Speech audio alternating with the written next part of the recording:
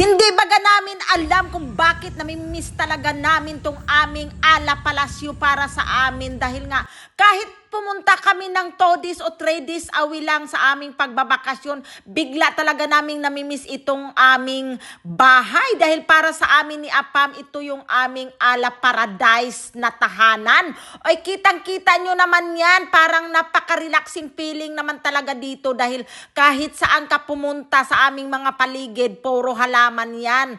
At kita nyo naman din, may view din naman kaming Ala Mountain dyan kung nakikita nyo at hindi kayo nagbulag-bulagan.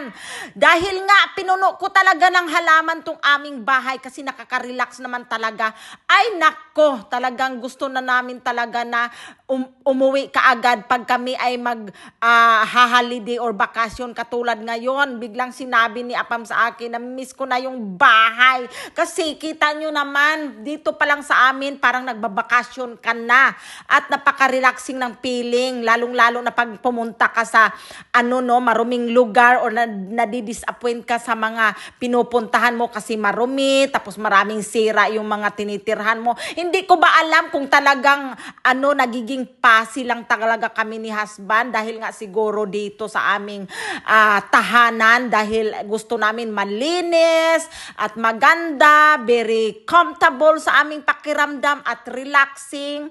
Ay nako, feeling nagbabakasyon na talaga kami dito sa aming rest house. Charot, rest house talaga na. Para na ding rest house ito. Ano ba kayo? Bakit?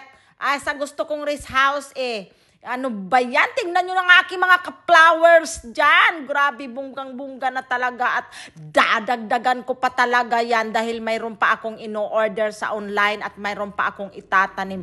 Kaya nga talaga ang hilig-hilig ko sa mga tanim, mga bulaklak kasi sa totoo lang nakaka-relax talaga siya sa atin lalo na pag gusto mo lang mag-chill-chill sa labas. At kita nyo naman yan, ang ganda-ganda. Oh my God.